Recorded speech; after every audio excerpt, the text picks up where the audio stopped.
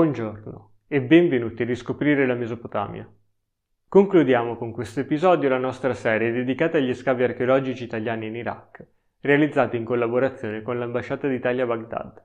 Un tema fondamentale che è stato trattato solo marginalmente all'interno degli scorsi episodi è come la vita degli archeologi sul campo, siano essi studenti o direttori di una missione, sia strettamente connessa con quella dei cittadini iracheni che li accolgono all'interno delle loro comunità. Per questo motivo, vogliamo omaggiare tutti coloro che rendono possibili questi scavi e offrono esperienze indimenticabili agli archeologi che vi prendono parte, raccogliendo le testimonianze degli ospiti che avete avuto modo di conoscere negli scorsi mesi. Buona visione!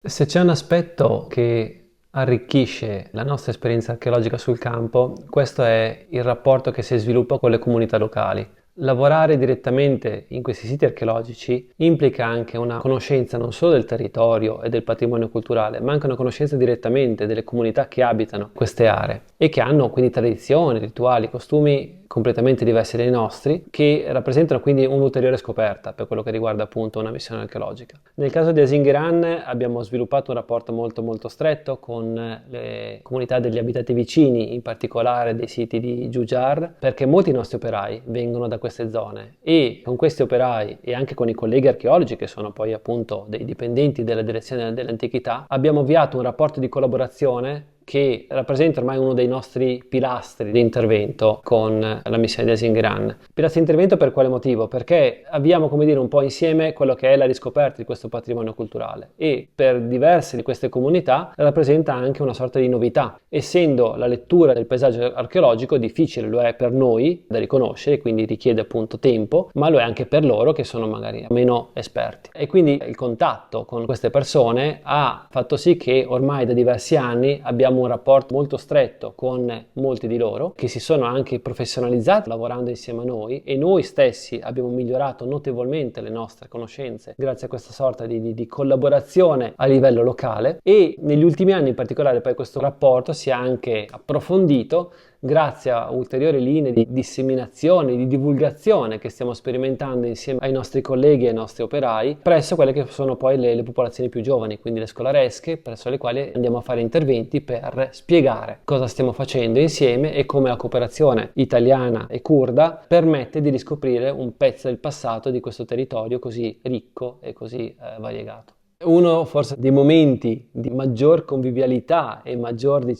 approfondimento, di rafforzamento di queste relazioni che abbiamo con le popolazioni locali, in particolare con il team di operai con cui lavoriamo ormai da anni, è il momento della colazione. Questo perché durante i lavori sul campo, che iniziano molto presto, si fa in genere una pausa per, dare una sorta di ricarica, visto che i lavori sul campo a volte sono molto faticosi. Ecco, in questi momenti veramente si stringe un po' tutto il gruppo, cioè quello che poi è una differenza di lavori su chi decide di lavorare, non so, sul disegno archeologico, oppure sullo scavo col piccone, oppure sulla cazzuola, quindi questo ci trova tutti quanti un po' separati. Nel momento appunto della colazione questo sfuma e all'inizio rimaneva un po' i primissimi anni appartati, ma rapidamente siamo stati coinvolti dai nostri operai nel consumare insieme la colazione, che diventa appunto un momento di scambio e di apprezzamento anche e soprattutto della cucina locale, perché poi hanno tutte queste operai arrivano da casa con una serie di risorse di cibo che noi non abbiamo, fatte e prodotte in casa che sono deliziose, per cui noi abbiamo anche approfittato della gentilezza in questo senso. I rapporti con i locali sono stati eccellenti, sempre di grande cordialità, di entusiasmo, di fiducia reciproca, di collaborazione. Gli operai in particolare sono stati eccezionali, sono ben addestrati, curdi, avevano lavorato in altri scavi molto importanti, quindi non abbiamo mai avuto problemi, anzi siamo stati sempre accolti con grande amore, con grande affetto. Il nostro autista, per esempio, che io tendevo sempre a scegliere per i membri della mia missione persone che erano irachene o comunque curdo legate all'Iraq, piuttosto che europei, anche se c'erano ovviamente italiani. Però il nostro autista, Rad, è stato sempre molto efficiente, protettivo direi, ci portava il cibo e la frutta dal suo giardino perché lui ha una casa a Bibose, un villaggio cristiano, non cristiano, caldeo anche lui. siamo entrati in contatto con questa minoranza etnico-confessionale dell'Iraq e ci portava frutta ogni giorno, pesche, uva, albicocche, mele, melograni dal suo orto in questo villaggio di Bose. Ci ha anche invitato a cena una sera, e non vi dico che cena, una cosa luculliana, c'era un banchetto con torte, dolci e salate,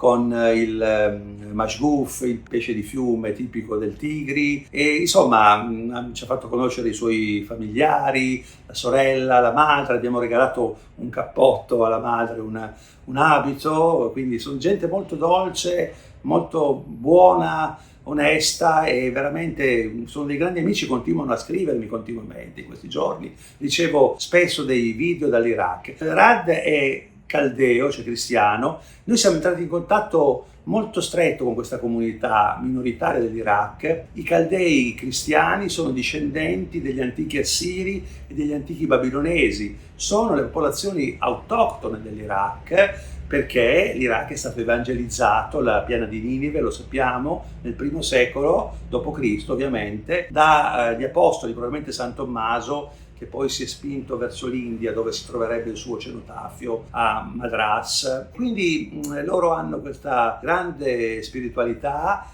e sono persone veramente accoglienti. Tra l'altro segnalo l'iniziativa dei cristiani caldei, del professor Ghazwan Bao, che è il nostro epigrafista, che ha tradotto in aramaico moderno la Bibbia, che era scritta in aramaico antico, la lingua di Gesù. Aramaico moderno che viene parlato e appunto lingua in cui si prega in tutti i villaggi cristiani. Quindi è un fatto molto importante di sopravvivenza delle antiche tradizioni in una lingua moderna che è ancora viva. E poi un altro elemento importante, le tribù che abbiamo conosciuto, quelle dei Rekania, che sono musulmani, la più grande tribù curda. Abbiamo conosciuto lo sceicco, ci ha invitato nella sua casa, abbiamo consumato con lui un pasto, bevuto il chai, conversato con i suoi amici, l'abbiamo invitato anche in Italia. È una persona anziana ma saggia, molto influente, che controlla ben 15.000 membri che proteggono non soltanto le famiglie musulmane sunnite dell'Iraq, ma anche le famiglie cristiane. Quindi questo per farvi capire l'integrazione che c'è in Iraq tra musulmani e cristiani, almeno in Kurdistan, e quindi al di là di Daesh o degli elementi negativi dell'ISIS c'è una grande sinergia tra queste comunità che io stesso e noi, tutta la missione, abbiamo sperimentato. Abbiamo anche seguito una messa in aramaico, la lingua di Gesù, e per noi questo è stata una cosa interessante dal punto di vista religioso ma anche laico, perché è una lingua comunque ormai in estinzione, ma viene ormai riproposta con grande intensità e grande passione. Il rapporto con il popolo iracheno, con gli archeologi iracheni, è stata un'esperienza che ti travolge, perché ti porta a sentirti parte di un dramma che ha segnato questo paese per gli ultimi decenni, e una volontà da parte dei colleghi iracheni di stabilire delle collaborazioni scientifiche che ci possono, o meglio, che possono rendere loro partecipi di una dimensione internazionale, perché è difficile per loro viaggiare. E questa è la prima parte, la parte della consapevolezza del nostro impatto a livello scientifico, della collaborazione, della richiesta e del desiderio da parte di questi giovani archeologi di far parte di questa dimensione internazionale. E questa è una parte. Poi c'è la parte umana legata al rapporto con chi lavora. Io penso agli operai che lavorano a Tel Mohammed, e per me il pensiero è sempre legato a un giovane operaio che aveva appena finito il liceo, ha iniziato a lavorare con noi 3 anni fa, e lentamente si è reso consapevole della sua capacità, la sua capacità di riconoscere i mattoni crudi, di comprendere le stratigrafie, di comprendere anche la seriazione ceramica, di comprendere l'importanza di quello che è il nostro lavoro. E lentamente, io vengo chiamato dagli operai capo, è diventato piccolo capo, e Mohammed oggi è per me il referente. Ogni volta che arrivo so che posso contare su un operaio che sa bene cosa vuol dire scavare un muro in mattone crudo, che è una delle cose più difficili e che anche i miei allievi ci impiegano per un po' di anni prima di capire come distinguere il terreno, il crollo, dal muro in mattoni crudi. Quindi questo, devo dire, è un altro di quegli aspetti che mi ha reso e mi rende ogni volta felice di tornare. Adesso, come dicevamo in precedenza, partiremo venerdì per passare 2 mesi a Baghdad, e il pensiero di avere Mohammed e gli altri operai a collaborare con noi è un segno di reciproco rispetto di quello che è l'importanza del passato della tradizione mesopotamica e dell'Iraq. Uno degli aspetti più importanti della nostra presenza di archeologi in Kurdistan è quello del confronto, della collaborazione con la comunità che abita questi luoghi. Bisogna ringraziare particolarmente la direzione delle antichità di Dohuk e di Acre per il loro aiuto nel coinvolgimento della popolazione locale, degli studenti, dei bambini che abitano questa regione, e anche per il grosso lavoro di traduzione dall'inglese, dal francese al curdo. Sul sito di Bagera accogliamo ogni anno la scolaresca della scuola elementare del villaggio vicino, Bagerger. Di solito organizziamo proprio una giornata alla scoperta dell'archeologia, dove i bambini hanno l'occasione di scavare, di raccogliere materiali, di disegnare e di raccontarci, anche perché una delle attività che abbiamo svolto è proprio quello di richiedere informazioni sul sito alla famiglia, ai genitori e ai nonni, per capire qualcosa di più di questo sito, che in fondo ha una storia anche molto recente. Oltre ai bambini del villaggio, sono venuti a visitarci anche gli studenti dell'Università di Acre, che studiano storia, e quindi è stata una bella occasione di confronto per conoscere la storia della regione nel periodo islamico, che è il periodo che più ci interessa. Come ogni missione archeologica abbiamo l'aiuto importantissimo degli operai che abitano la regione di Bagera. Vengono principalmente dal villaggio di Bagerger, che è appunto il villaggio vicino. Sono tutti dei giovani operai, in realtà studenti universitari, che vengono ad aiutare sul sito durante la missione archeologica. Uno degli aspetti più interessanti che si è creato in questa collaborazione con gli operai del villaggio è l'aspetto linguistico, in cui ci si scambia un vocabolario specializzato archeologico in italiano e in curdo, per cui una mia collaboratrice nel momento di pausa della colazione raccoglie il vocabolario e quindi chiede i vari significati, le pronunce della terminologia tecnica dell'archeologia, ed è sempre un momento molto divertente, soprattutto perché noi facciamo forse più fatica di loro a memorizzare certi termini, e invece ci stiamo rendendo conto di come i nostri operai ormai conoscano l'italiano molto meglio di come noi conosciamo il curdo. Il lavoro, diciamo, dell'archeologo in questi contesti è molto particolare, perché ci mette ovviamente a confronto diretto con realtà anche molto lontane da quelle a cui noi siamo abituati, e soprattutto direi che è fortemente un arricchimento di quelli che sono i rapporti umani e i contatti che si creano soprattutto con le comunità locali. In questo senso devo dire che oramai dopo 10 anni di lavoro in Iraq mi sento di dire che la nostra comunità allargata, vale a dire i funzionari della direzione generale di Baghdad, e quindi soprattutto poi in realtà dell'ufficio locale di Nassiriya a cui noi facciamo specificatamente riferimento, nonché gli operai che oramai lavorano con noi da 10 anni, sono assolutamente parte di questa grande famiglia allargata che si è creata. Da cosa si capisce, diciamo, quali sono gli elementi che mi permettono di dire che non è solo un rapporto di tipo lavorativo. Non è un rapporto solo di tipo lavorativo, perché banalmente noi non ci occupiamo solo,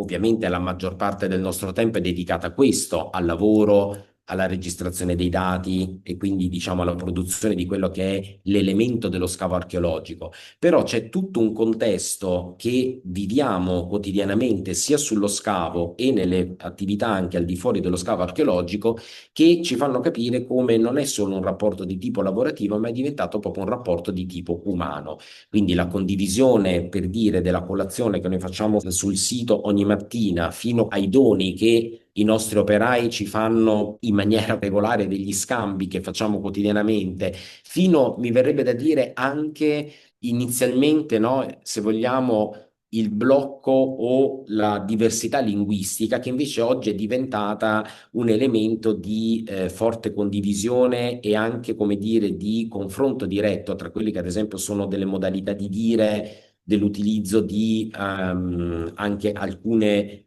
forme di tipo comunicativo che ci rendono in realtà molto più vicini rispetto a quanto noi pensiamo, alla lontananza, ad esempio, che esista tra la lingua italiana e ovviamente la lingua araba. Quindi devo dire che il rapporto che noi abbiamo, soprattutto con la comunità locale dei nostri operai, è un rapporto estremamente di fiducia, un rapporto, devo dire, molto umano, che credo sia forse, per quanto mi riguarda, l'elemento più bello di questa esperienza in Iraq.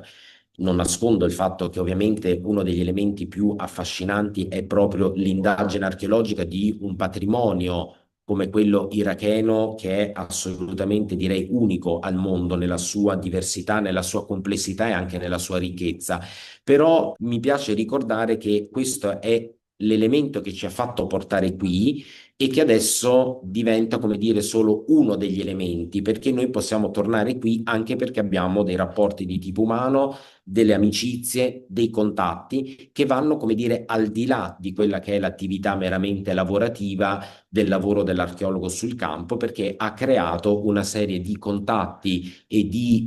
rapporti che si sono solidificati nel tempo. Concludiamo quindi questa serie con i saluti dell'ambasciata. Le oltre 20 missioni archeologiche attive in Iraq, fiore all'occhiello delle relazioni bilaterali tra i nostri due paesi, non si limitano all'attività di scavo e ricerca, ma diventano a tutti gli effetti spazi di dialogo e coprogettazione. Coinvolgono università, autorità e comunità locali, contribuiscono alla formazione di personale iracheno, alla gestione e alla tutela dei siti, favorendone la conoscenza e la fruizione da parte delle comunità che vivono nei territori interessati. Rappresentano così uno degli esempi più concreti di come la diplomazia culturale acquisti efficacia attraverso un impegno quotidiano fondato sulla collaborazione e sulla costruzione della fiducia reciproca. In questa stessa direzione operano l'Ambasciata d'Italia a Baghdad e il Consolato Generale d'Italia a Erbil. Attraverso il sostegno alle missioni archeologiche, la promozione della lingua italiana e la valorizzazione delle imprese made in Italy, rafforzano relazioni dirette e durature con le istituzioni e con la società irachena. Ed è proprio questa capacità di costruire legami stabili nel tempo a rendere la diplomazia culturale una componente essenziale della presenza italiana in Iraq. Ringraziamo quindi gli archeologi e le archeologhe che attraverso il loro lavoro raccontano la storia complessa e stratificata di questi territori e voi, ascoltatori e ascoltatrici, che ci avete accompagnato fin qui. A presto.